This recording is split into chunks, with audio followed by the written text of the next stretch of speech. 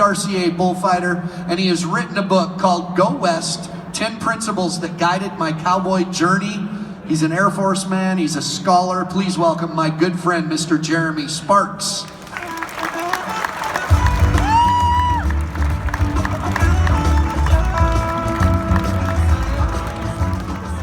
Did you see it? How about the chubby kid going down?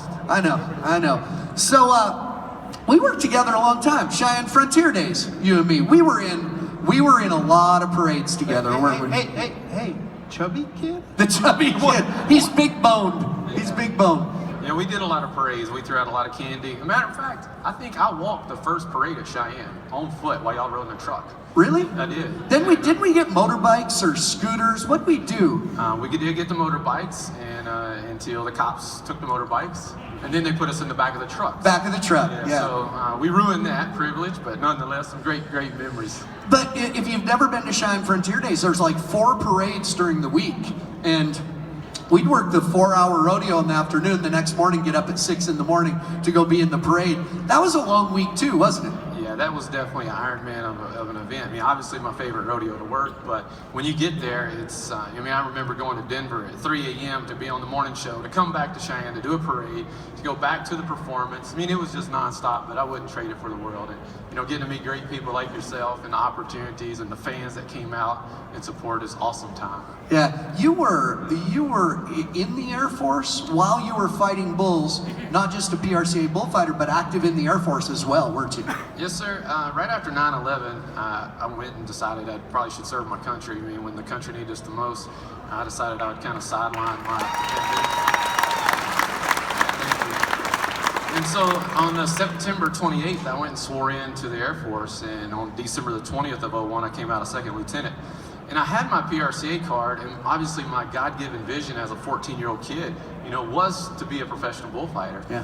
When that happened, I kind of paused, and God just opened up some amazing opportunities, and the Air Force actually endorsed me. And so I got to travel with the Thunderbirds, Elliott Sadler, who drove the 21 car for NASCAR, toured the world, all a little bitty kid from Fountain Hill, Arkansas, like 150 people there. And Uncle Sam opened up some opportunities, and God paved the way. And now just so excited to share my story with the world. Well, and like I said when I introduced you, you're not just a bullfighter, but I was looking at what you did. I got to know you when you were in the Air Force. Yes, sir. So I didn't realize what a scholar you were in college. I mean, you have some pretty major degrees.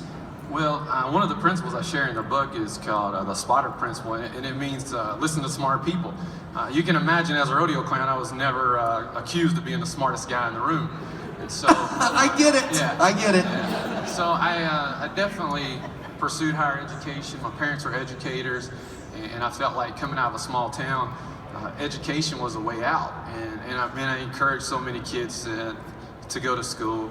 And that was one of the things my parents told me. Hey, you can fight bulls, but you're not going to do it until you finish your education.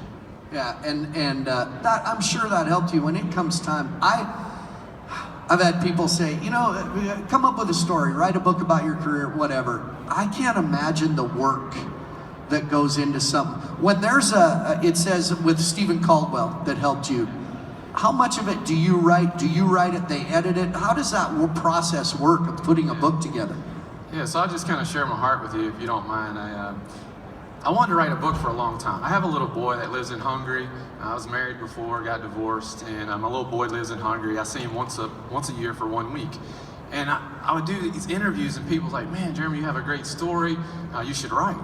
And I always thought I would write, but I wanted to kind of write the memoir version, kind of the life and times, the riding in the parades, the shaking hands with presidents, the kissing babies, and all the good stuff. And I tried to write a book, and I love to write, but I would get writer's block because it was so self-focused. And it's like everybody has a story. Who cares? Like, I wasn't the greatest cowboy in the world. Like, who cares? And so I just started praying and felt like God had given me so many opportunities that if I could do something to kind of shine the light back on how God used a small kid from Arkansas, it might be worth it. And Flint, to be honest, it took me about 8 months to write the book. That's it. I wrote the book, I had it finished, and I thought I had maximized my potential. And I was praying like, hey, God, if this is what you want to do, I need help. Like, I don't have a book agent. I don't have anybody. And this guy, Stephen Caldwell, I met him through church. He's a ghostwriter. He's written a ton of New York Times best-selling books. he said, I want to help you. I want to help you write your book proposal to pitch to a publisher. And he did some awesome things with these 2 chapters that we pitched. And when it was all said and done, he wouldn't take any money. And I said, I'm going to put your name on the cover.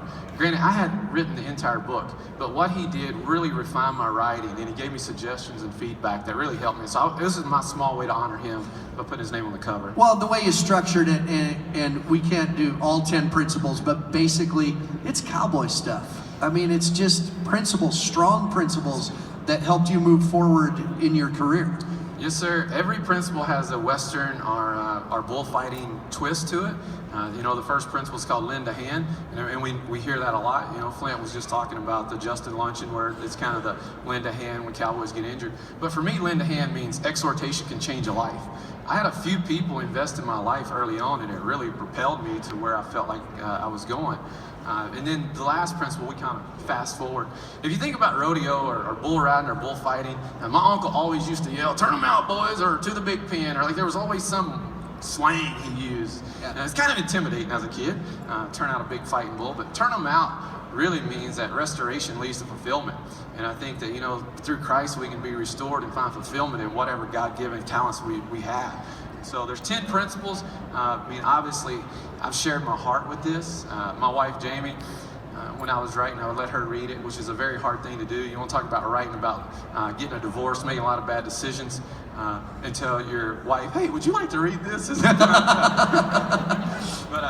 I had kind of glanced over that. And, you know, when you say I have a kid in Hungary, I don't speak Hungarian, all these things. Jamie's like, "Hey, if you want to do this, you got to dig deeper and you really got to share yourself." And so this is the naked truth of who I am as a person and who I want my kids to become. And maybe this is the one chance my little boy has to learn about me. Yeah, Amazon, right? So it's coming in February. February. 7th. Yeah, I mean, you can go to Barnes and Noble, Amazon, Target just picked it up over Thanksgiving. So this is a huge deal. Hopefully, you can go to any bookstore and buy it. So this is awesome. You bet. Well, listen, Jeremy, we had some great times. At Cheyenne, hung out a lot, shared some 100-degree performances. Yes, sir. And listen, I'm proud of you. Yes, sir. And I wanted to have you up here, and it's a great book. You sent me a rough copy of it. It's a great book and something everybody should get. So listen, good luck the rest of the way. I know you got a lot of appearances promoting this. Good luck, and thanks for serving your country. Yes, sir. We appreciate that. Jeremy Sparks, everybody. Coming up after the break, country music superstar Cody Johnson, right here outside the barrel, live from Las Vegas.